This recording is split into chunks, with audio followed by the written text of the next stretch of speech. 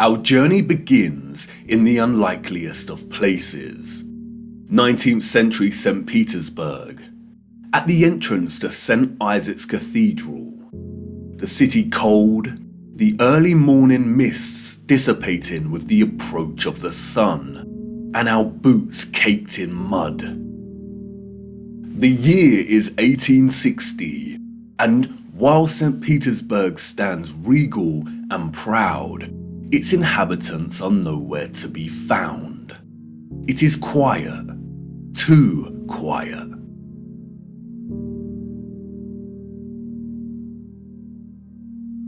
The population of St. Petersburg in the 1860s was, we are told, roughly 500,000 people, and yet there is not a soul in sight. Where is everybody?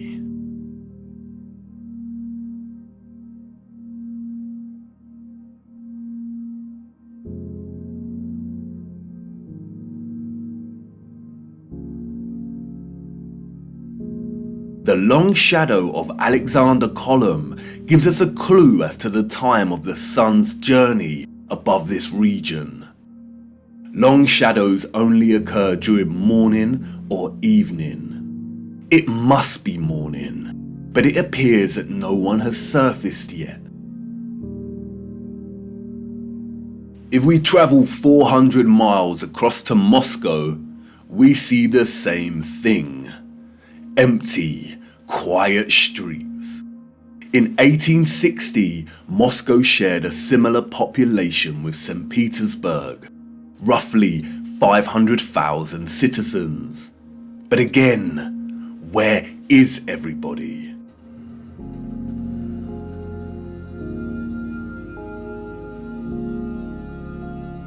What about the rest of the world during this time period?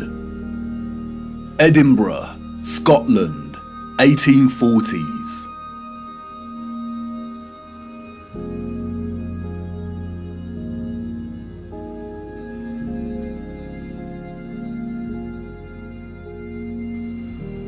Copenhagen, Denmark, 1840s. Dresden, Germany, 1860s.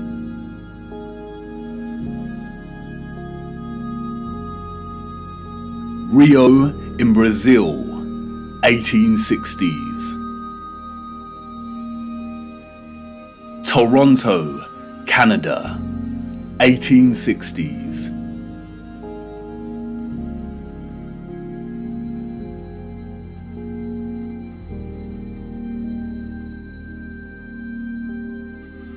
Athens in Greece, 1860s.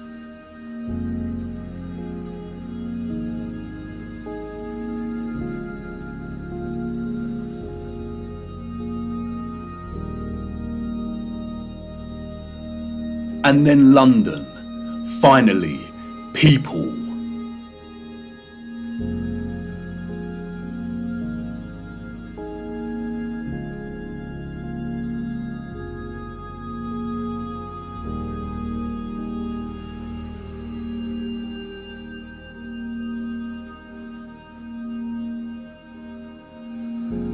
And what about Paris? People, life.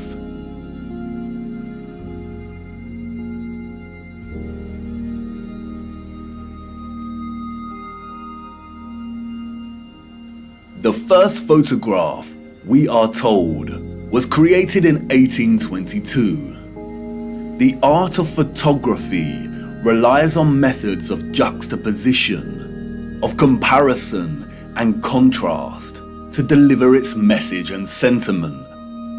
In these old photographs, we do not find the same deliberate techniques of juxtaposition that contemporary photographers craft into their art, but rather we find natural contrasts that are so important and central to navigating through our deceptive history. Contrast is a phenomenon, natural or artificial, in which meaning is generated and conveyed through the comparison of two opposing elements. When looking at 1860s Russia, there is an immediate contrast between the lack of population and the sheer size of these cities. Even in the 19th century, both Moscow and St. Petersburg are enormous. The infrastructure found in the photographs could hold a population well into the millions. Why are the cities so vast if the population was only 500,000 in each?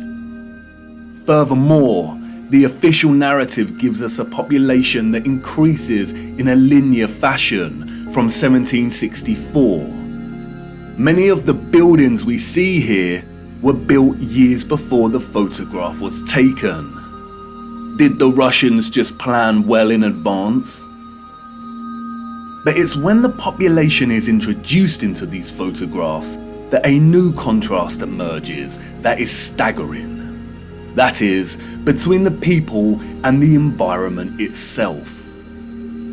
It may be the reduced population numbers, or it may be the monochromatic starkness of the black and white images, but they present to us something that we've lived amongst our entire lives and never paid any mind to. That is, the enormity and impossibility of the architecture. As we engage with the industry and act of tourism, we journey from place to place and observe, taking it all in, learning, hearing, and being told what we are looking at and how it came to be. And standing in front of a structure like the Arc de Triomphe in Paris, we might even exclaim, "Wow, how did they do this?" But the moment, inextricably wrapped up in the busyness of the scene, perhaps prevents us from really asking that question with sincerity. Standing in front of a structure like the Arc de Triomphe while the crowd frantically takes pictures on their smartphones makes it all a reality. And we conclude, before being shoved away by new tourists, well, they had to have done it somehow because I'm here and looking at it. During our indoctrination at school, we are seldom shown old photographs of the grand cities scattered around our flat realm. And perhaps for good reason. Because when we marinate on images like this and are presented with the visual evidence of a very primitive Victorian people dotted around like grasshoppers within the shadows of the most magnificent, grandiose, brilliant architecture a human could ever imagine, we begin to have doubts. Indeed, how did they build this?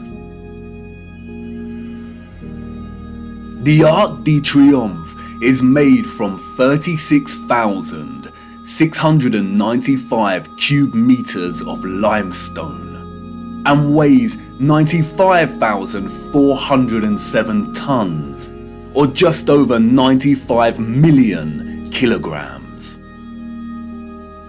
They tell us it took 12 years to build the giant arch in two different periods, between 1806 to 1814 and between 1832 to 1836.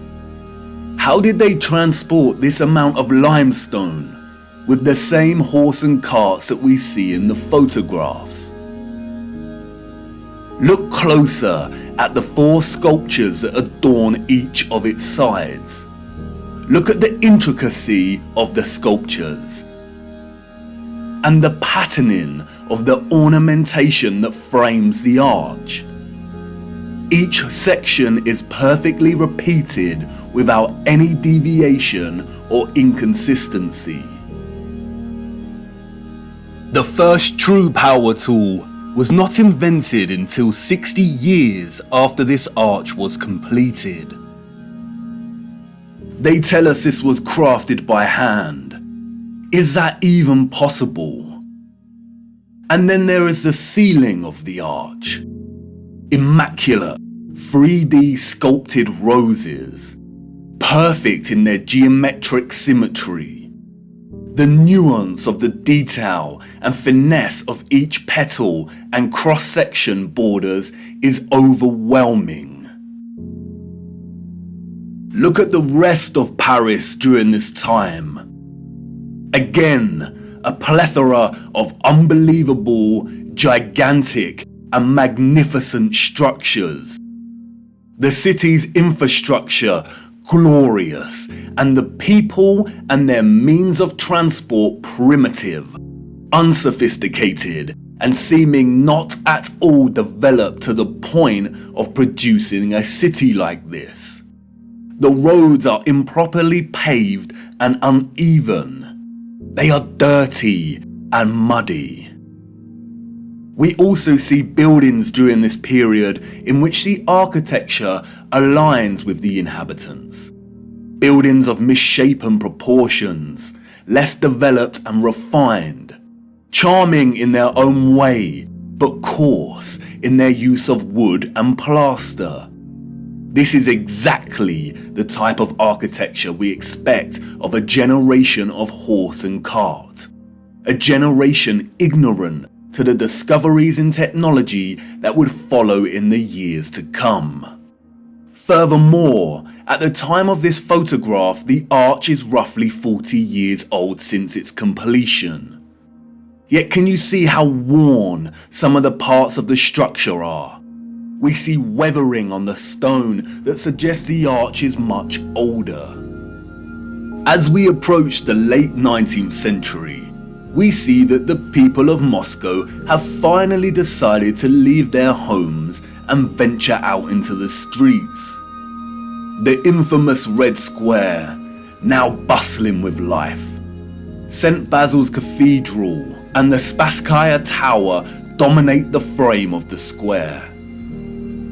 The construction of St. Basil's Cathedral began in 1555 and was completed in 1561, a mere 6 years. It suffered a huge fire in 1737 and underwent restoration over a 20-year period. But look at it. What a structure. Almost unreal and like no other.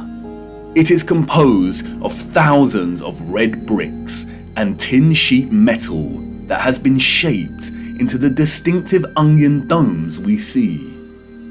Look closer at the intricacy of the domes. How did they bend metal to achieve such precision and perfection in the 18th century? And again, if they had the skills and dedication to build a wonder such as this, then why are the conditions of the road so poor and covered in mud? We see these incredible structures and buildings everywhere in 19th century photography.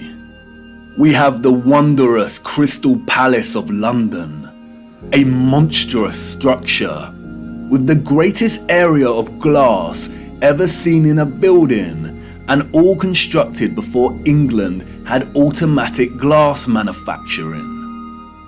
We have Westminster Abbey and Parliament. We have the old Euston Arch, constructed out of pure sandstone in 1837, and streets unpaved and full of mud. Why did these people not prioritize the streets they walked upon? The Frauenkirche, the domed masterpiece of Dresden, Germany. Its intricate and opulent splendor in direct contrast with the beat-up wagons and horse-pulled carts of the people below, a people dependent on the bare necessities. A people completely dwarfed by its size and majesty. The Library of Parliament in Ottawa, Canada, built over a period of 17 years. The first major settlers arrived in 1800, and at the time of construction, the city's population was under 20,000. Would a grand, glorious library really be a priority for settlers? Why does the building look like it's been cropped out of Europe and pasted into Canada? Even at the turn of the century, 40 years before Bosch economized the power tool, we have the old Penn Station in New York. Look at the size of this. Completely mind-blowing proportions. As we can see here in the photograph, each octagonal, sculpted pattern on the arched dome ceiling is larger than one individual human. Look at the gigantic columns and detailed acanthus leaves decorating the tops of each pillar. They tell us this station took 6 years to build. 6 whole years. Yeah, right. Why are we so gullible? Even without access to modern power tools, printable construction pieces, and crane technology, we could not reproduce this today. And more importantly, we don't reproduce this type of architecture today. The official liars of our world have an umbrella term for this type of architecture that we see in North America. They call it historicism. Historicism is a term coined to describe a style of architecture that is revival in nature, or in other words, copies the style of another period in time. The grand arches and buildings with giant columns we see are built in the classical or Greco-Roman style, and the cathedrals are built in the Renaissance and Gothic styles of medieval Europe.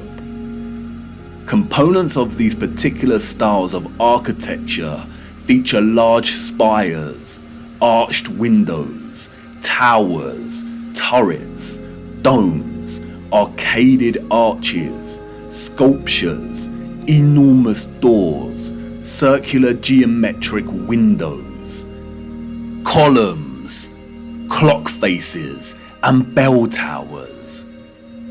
Traces of this impossible architecture are literally found everywhere, in every city and across our world today.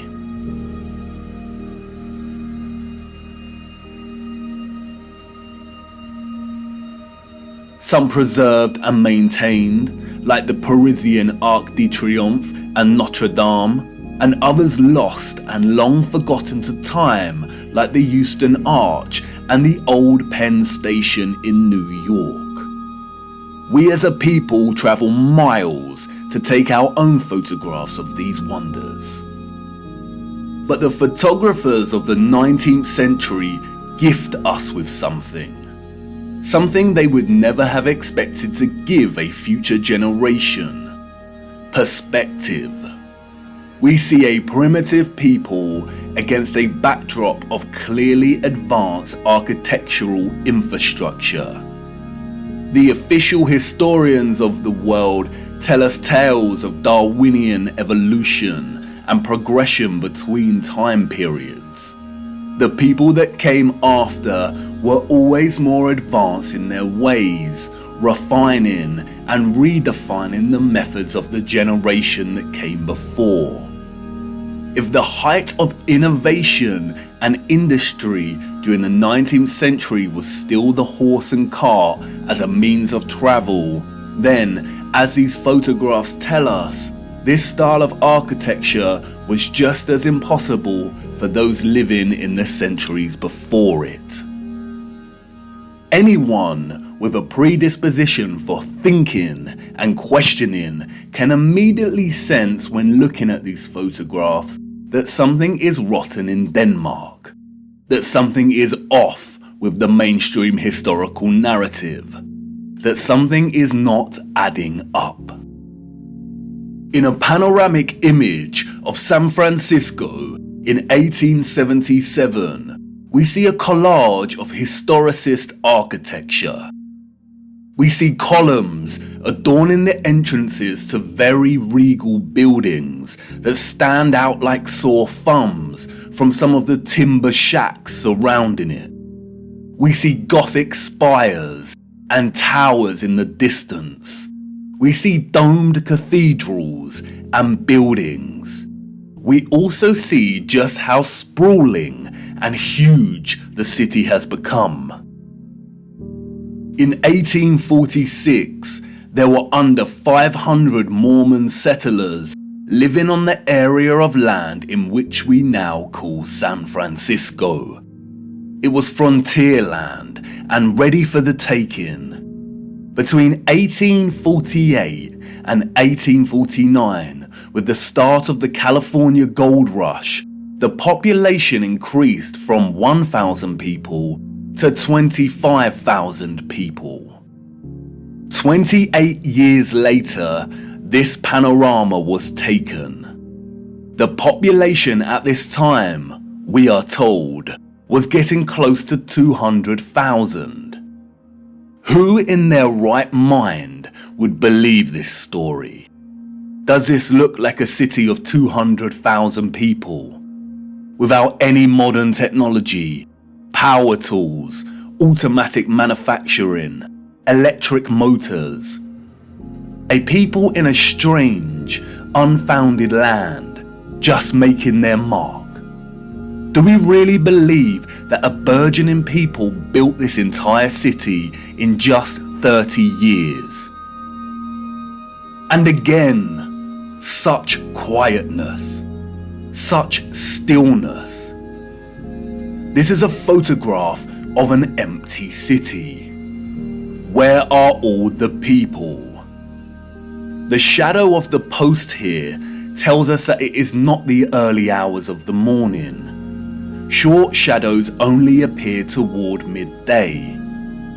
A city of this scale at noon should be bustling with life. But there is not a single person in the shot of this panorama. The only life we see is that of a horse without any master in sight.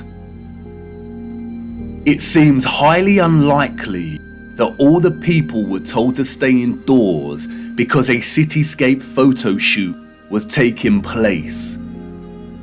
And this silent scene becomes all the more eerie when we consider that there is intention behind the lens. Someone was there, standing at a vantage point and taking this photograph. But who? And for what? And what are the chances that in the 19th century, during similar decades, we see deserted Russian, European, and North American cities photographed like this?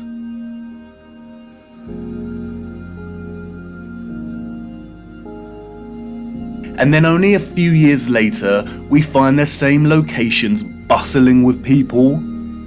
A people clearly incapable of building the architecture found in these cities. And what to do with these photographs? If we accept the narrative and these strange anomalies, then we stop here and get back to our busy lives. But the narrative we've received is not the truth. And we shouldn't accept any narrative, no matter how official and certified it is, unless it makes sense. The people we see in these photographs and their early ancestors could not have built the magnificent architecture we see. It is an impossibility. Come on, jump in. We must venture further into these cities and look a little closer. There must be some clues waiting to be uncovered that helps us understand why these cities are empty. Wait, what's that you say? You want to wipe the mud from your boots first? Do not bother, it's a waste of time. Come on, jump in and let's go. For it is the mud that offers us some small clues as to what could have occurred during this time period.